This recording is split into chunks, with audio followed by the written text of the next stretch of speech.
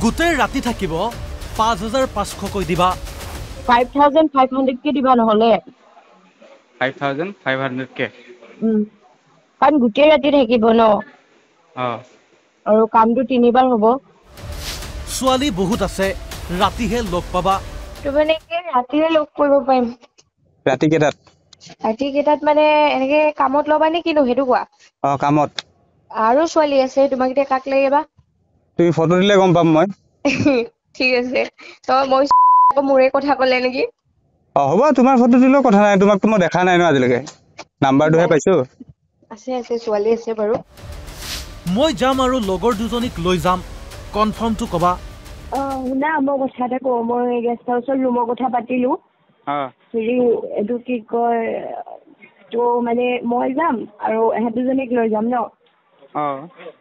মানে কনফাৰ্মটো কোৱা কাৰণ কিহৰ কাৰণে ৰাতি সিহঁতৰ কাম আহি যায় ন মই লগৰ কেইটাৰ লগত কথা পাতি মই কনফাৰ্ম দি আছো আৰু কিমান সময়ত যাব লাগে সেইটো মই কৈ আছো একদম কনফাৰ্মটো কবা হা কনফাৰ্মটো ক'ম আৰু তুমি ফটো পাইছো বাৰু মই ফটোখিনি ভালে লাগিছে তুমি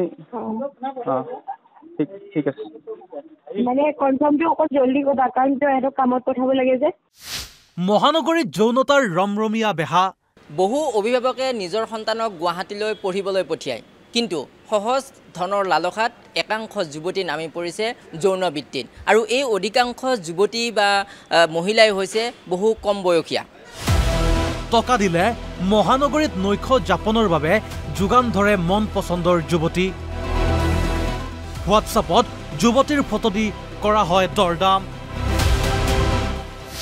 এনিকাৰ বাবে ৬,০০০ৰ পৰা আৰম্ভ হয় যুৱতীৰ মূল্য গেষ্ট হাউচ খুলি মুকলিকৈ চলাইছে দেহ ব্যৱসায় তিনটা মানে দুটা ফটোটো দিছো ন নহয় আমাৰ মানুহ 3টা যাব তো 3জনীয়ে ল'ব লাগিব 3জনী ল'ব লাগিব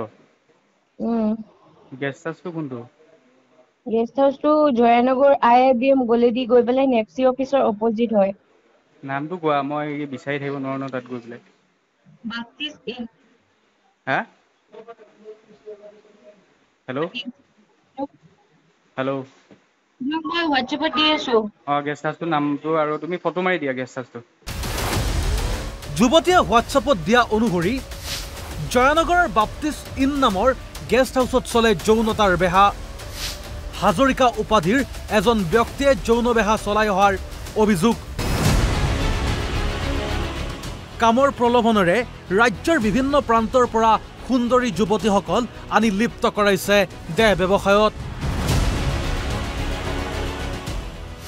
১৮,০০০ টকাকৈ লাভ কৰে একোগৰাকী যুৱতীয়ে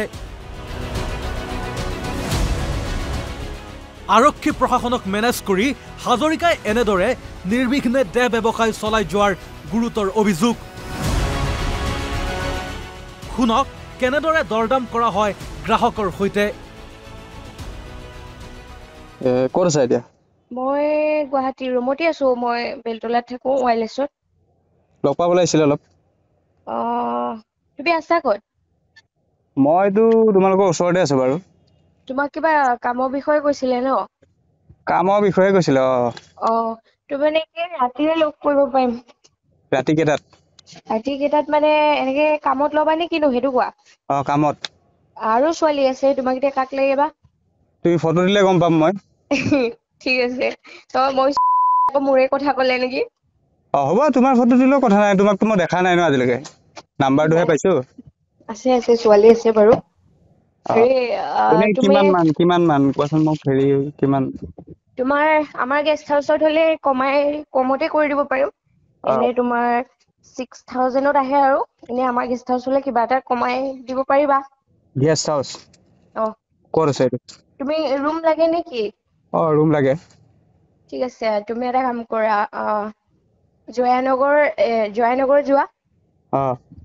জয়ানগৰত গৈ কিনি মই কথা পাতি দি আছো তুমি ক'লে হ'ল পঠাইছে বুলি ক'লে হ'ল আচ্ছা জয়ানগৰত গৈ পেলাই তোমাৰ নেপচি অফিচৰ ফ্ৰণ্টতে আছে মই তোমাক এটা কাম কৰা তুমি জয়ানগৰলৈকে গৈ কিনি মোক ফোন মাৰা তুমি আগতে মোক ফটো কেইখনমান দিয়া তোমাৰখনো দিবা ঠিক আছে মই মোৰ যোনটো নাম্বাৰত হোৱাটছএপ আছে সেইটো নাম্বাৰৰ পৰা তোমাক মেছেজ কৰি আছো ৰবা অ'কে ঠিক আছে কৰা এইটোতে হোৱাটছএপ আছে ন তোমাৰ? এইটোতে আছে, এইটোতে আছে।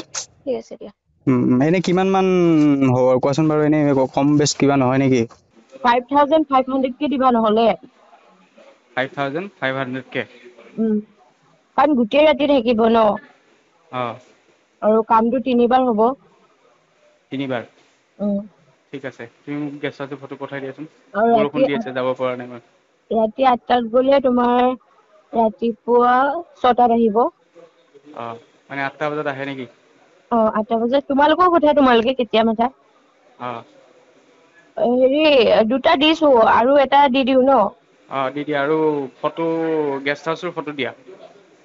গেষ্ট হাউচৰ ফটো মানে গেষ্ট হাউচৰ ভিডিঅ' আছে, মই পঠিয়াই আছো ৰবা। পঠিয়াই দিয়া, দিগদাৰ হ'ব। মোৰ গাড়ী আছে ন, পাৰ্কিং কৰিব নোৱাৰিম যেনি। নহয়, আমাৰ পাৰ্কিং বঢ়িয়া জেগা আছে। নহয়, মই চাব সময়ত পাৰ্কিং কৰিব লাগিব ন, প্লেচটো, লোকেশ্যনটো। বৰ্তমান কোনখিনিত আছা? মই এতিয়াতো আছো বিশালৰ তলত, গণেশগুৰি। গণেশগুৰিত আছা? হেৰি তুমি জয়ানগৰলৈকে আহা, হোৱাটছএপত দি আছো বাৰু হেৰিটো। দি দিয়া, তোমাৰ কথা ক'লে হ'ল।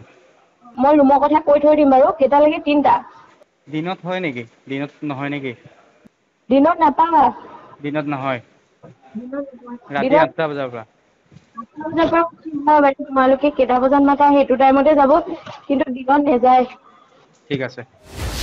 এতিয়া প্ৰশ্ন হয়, আৰক্ষী প্ৰশাসনে এনে চক্ৰৰ বিৰুদ্ধে ব্যৱস্থা ল'বনে, নে এনেদৰে নিৰ্বিঘ্নে চলাই যাব দেহ ব্যৱসায়?